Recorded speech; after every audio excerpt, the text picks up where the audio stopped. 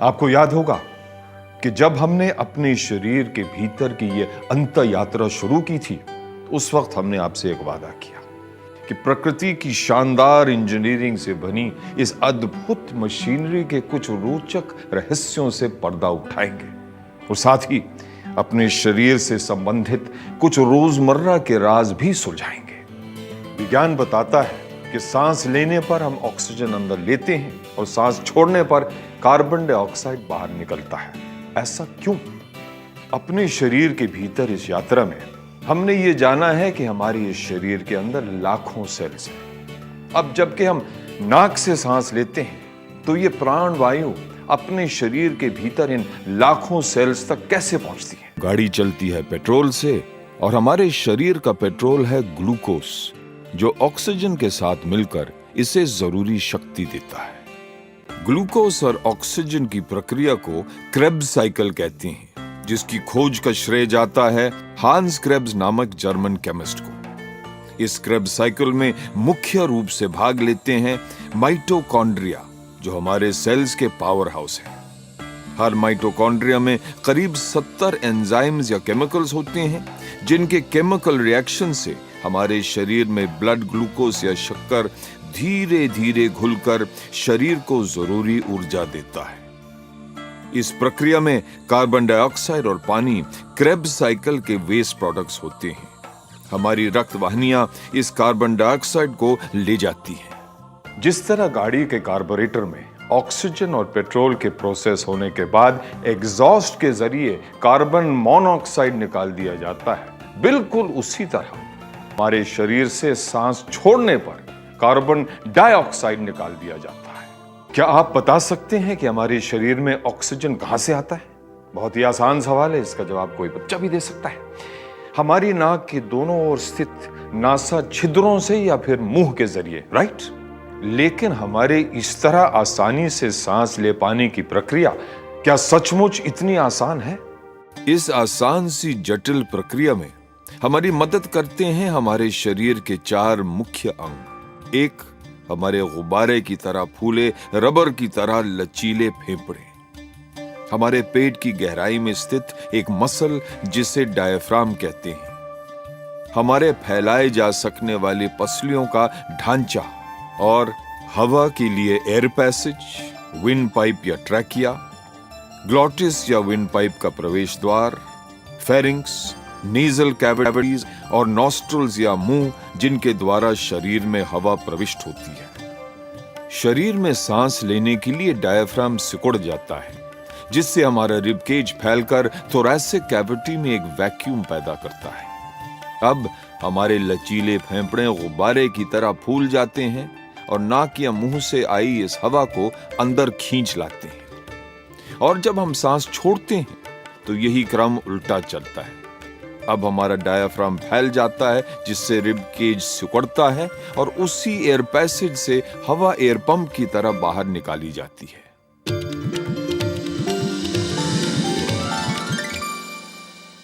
पानी में डूबना ये इस दुनिया में सबसे बड़ा भय है, लेकिन क्या आप जानते हैं कि हमारी ये सांस लेने की जटिल प्रक्रिया को खुद हमारे फेफड़ों में मौजूद पानी ने आसान बनाया है? हमारे फेफड़े मूल रूप से छोटी छोटी थैलियों से बने होते हैं, जिन्हें एल्वियोलाई या एल्वियोलर सैक्स कहते हैं। इन एल्वियोलर सैक्स की सतह पर पानी रहता है। पानी की विशेषता है कि वो सिकुड़ने पर भी एक साथ एकजुट रहता है। पानी के मॉलिक्यूल्स की इस विशेषता की वजह से एल्वियोलाई को लचीलापन मिलता है, ताकि वो सांस छोड़ने के लिए सिकुड़कर हवा बाहर निकाल सके। सांस भीतर लेने के समय सरफेक्टेंट नामक तरल केमिकल इन एल्वियोलर सैक्स की सतह पर छोड़ा जाता है। सरफेक्टेंट वही केमिकल है जो डिटर्जेंट और साबुन बनाने में इस्तेमाल होता है और जिसकी वजह से पानी में झाग और बुलबुले पैदा होते हैं। सरफेक्टेंट की वजह से सांस लेने के समय एल्वियोलर सैक्स फैलकर हवा भीतर भर लेते हैं। अब यह सचमुच कितना रोमांचकारी है ना? अब पानी और सरफेक्टेंट के बीच हरदम एक अत्यंत ही नाजुक सा संतुलन बना रहता है, जिसकी वजह से हम ठीक से सांस ले पाते हैं। अब डूब पर या फिर किसी और श्वास संबंधी कारणों से जब ये संतुलन बिगड़ जाता है और फेफड़ों में जरूरत से ज्यादा पानी आ जाता है तो हमारे फेफड़े सांस लेने की क्षमता खो बैठते हैं, वो सिकुड़ जाते हैं और सांस संबंधी तकलीफें शुरू हो जाती हैं। आई एम सॉरी, शायद पानी गलत नली में उतर गया। क्या आप जानते हैं कि ऐसा क्यों होता है? हम खांसते क्यों हैं? हमारे शरीर की संरचना कुछ इस तरह की है कि हम सांस लेना और निगलना मुंह के भीतर स्थित नेजोफेरिंक्स नामक एक ही कैविटी से करते हैं। यहीं हमारी श्वास नलिका और भोजन नलिका पास पास स्थित है। क्योंकि हमारे फेफड़े अत्यंत संवेदनशील होते हैं और सिर्फ हवा को ही ग्रहण करते हैं, श्वास नलिका से आया कोई भी अन्य कण तबाही ला सकता है। कदाचित इसलिए प्रकृति ने हमारी श्वास नलिका को ग्लॉटिस नामक एक सुरक्षा द्वार दिया है। जब हम गलती से कुछ निगल जाते हैं तब ये ग्लॉटिस झट से हमारे ट्रैकिया को ढक लेता है और सिवाय हवा के कुछ और हमारे फेफड़ों में नहीं जाने देता। अगर गलती से कोई कण इस जागरूक गेटकीपर से नजर बचाकर अंदर आ जाए तो हमारा ट्रैकिया उत्तेजित हो जाता है और हमारे फेफड़े जोर से हवा के साथ इस अनचाहे मेहमान को बाहर निकाल फेंकते हैं। आपको शायद याद हो, ये कार्यक्रम शुरू करते वक्त मैंने आपसे एक सवाल पूछा था कि हमारा ताजा रक्त लाल और बासी रक्त नीला क्यों होता है। अब इस सवाल का जवाब जानने के लिए हमें पहले अपने रक्त की और खासकर लाल रक्त कोशिकाओं की संरचना को जानना होगा। लाल रक्त कोशिका या एरिथ्रोसाइट्स में हीमोग्लोबिन नामक केमिकल कंपाउंड होता है। ये हीमोग्लोबिन वास्तव में आयरन का एक प्रकार है जिसे ऑक्सीजन से बहुत लगाव है। कार्बन डाइऑक्साइड वाला अशुद्ध रक्त बहुत छोटी नलिकाओं के जरिए हमारे फेफड़ों में पहुंचता है। यहां एक बार में केवल एक ही लाल रक्त कोशिका इनमें से गुजर सकती है। ये रक्त कोशिकाएं एल्वियोलर सैक्स की सतह पर आपस में गुंथ जाती हैं और लाल रक्त कोशिका एल्वियोलाई में अपना कार्बन डाइऑक्साइड छोड़ देती है। इनका हीमोग्लोबिन ज्यादा से ज्यादा ऑक्सीजन ग्रहण कर लेता है। ऑक्सीजन की मौजूदगी से हीमोग्लोबिन में स्थित आयरन पर लाल रंग चढ़ जाता है, इसलिए इन्हें लाल रक्त कोशिका कहते हैं। क्रैब साइकिल के इस दौर में लाल रक्त कोशिका से ऑक्सीजन बाहर निकल जाता है और उसकी जगह कार्बन डाइऑक्साइड ले लेता है। हीमोग्लोबिन का आयरन कंपाउंड अपना लाल रंग भी खोकर गहरा हो जाता है।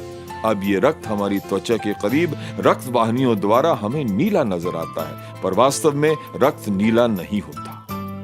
एल्वियोलर सैक्स में जमा कार्बन डाइऑक्साइड सांस छोड़ने के साथ बाहर निकल जाता है और उसकी जगह सांस लेने पर ताजा ऑक्सीजन अंदर प्रवेश करता है। इन दोनों गैसेस की अदल बदल को मुमकिन बनाने के लिए हमारे शरीर में एक बहुत ही महीन पाइपलाइन का जाल बिछा है और साथ में एक अनूठा पंप भी।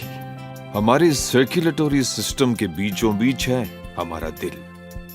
दिल से शरीर के हर अंग तक ताजा ऑक्सीजन युक्त खून आर्टरीज के द्वारा पहुंचाया जाता है।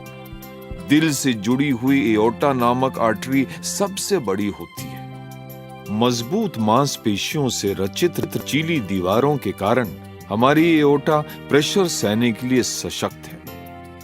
यही विशेषताएं एओर्टा से निकली शरीर में फैली सभी छोटी बड़ी आर्टरीज में पाई जाती हैं। एओर्टा से छोटी छोटी रक्त नलिकाएं निकलकर शरीर के कोने कोने में फैली हुई हैं।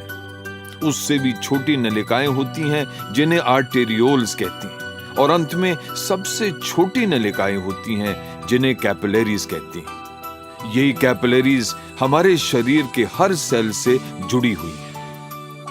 आर्टेरियोल्स रक्त बहाव के प्रेशर के अनुसार फैल सकती है। आवश्यकता पड़ने पर यह कैपिलरीज की ओर रक्त के बहाव को रोक भी सकती है। इन्हीं कैपिलरीज की महीन भेदक दीवारों के जरिए हमारे शरीर का हर सेल कार्बन डाइऑक्साइड देकर ऑक्सीजन लेता है। लाल रक्त कोशिकाएं ऑक्सीजन सेल्स तक पहुंचाती हैं और उनसे निकला कार्बन डाइऑक्साइड वापस ले जाती हैं।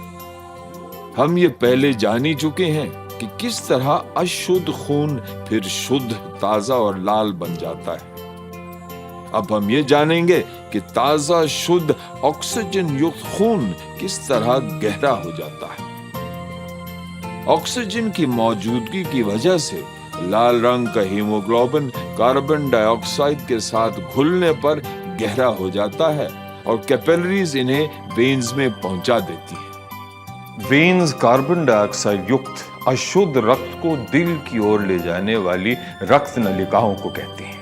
वेन्स आर्टरीज से कुछ भिन्न होती हैं। सबसे बड़ा फर्क तो इनके द्वारा ले जाए जाने वाले रक्त के बहाव का प्रेशर ही है, जिसकी वजह इनकी दीवारें इतनी मजबूत और लचीली नहीं होती हैं। दूसरा बड़ा फर्क है इनमें छोटे वाल्व्स की मौजूदगी। जब खून शरीर से वापस दिल की ओर जा रहा होता है तो इसका बहाव आमतौर पर नीचे से ऊपर की ओर होता है, जैसे कि पैरों या हाथों की ओर से।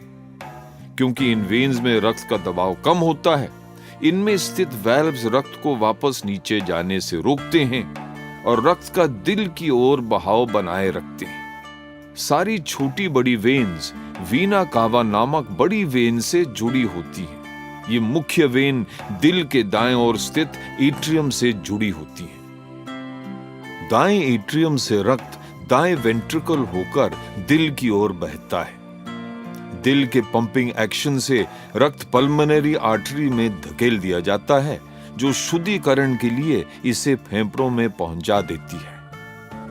यहां एक दिलचस्प बात यह है कि आमतौर पर आर्टरीज ताजा शुद्ध रक्त ले जाती हैं, लेकिन सिर्फ दिल और फेफड़े के बीच की आर्टरी कार्बन डाइऑक्साइड युक्त अशुद्ध रक्त फेफड़ों की ओर ले जाती है और सिर्फ यहीं वेन ताजा शुद्ध रक्त फेफड़ों से दिल की ओर ले जाती है। इस आर्टरी को पल्मोनरी आर्टरी और वेन को पल्मोनरी वेन कहते हैं। ऑक्सीजन युक्त शुद्ध रक्त दिल के बाएं एट्रियम में पहुंचता है। यहां से यह बाएं वेंट्रिकल की ओर बहता है और एओर्टा की ओर धकेल दिया जाता है। और हमारा ये दिल हमारे पूरे जीवन काल में बिना रुके यही काम करते ही रहता है।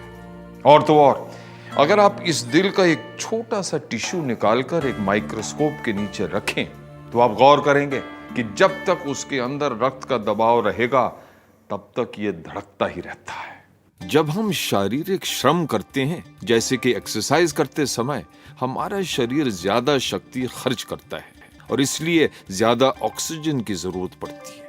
जैसे ही ज्यादा ऑक्सीजन की जरूरत पड़ती है, हमारा ऑटोनॉमिक नर्वस सिस्टम हमारी सांसों की गति को बढ़ा देता है। हमारे दिल की धड़कनें तेज हो जाती हैं, जिससे कि हमारे शरीर में ज्यादा से ज्यादा ऑक्सीजन प्रवेश कर सके। रक्त का दौरा तेज होने से ज्यादा ऑक्सीजन युक्त रक्त शरीर में दौड़ने लगता है और इसके कारण हमारी त्वचा भी लालम लाल हो जाती है। इसलिए हम जोर जोर से सांसें लेने लगते हैं और फिर हाँफने लगते हैं। तभी तो कठिन एक्सरसाइज या तैरने के बाद हमारा ये चेहरा लाल गुलाबी हो जाता है। वाह, सुरखरू होता है इंसान सख्तियां सहने के बाद, के रंग लाती है ना पत्थर पे पिस जाने के बाद।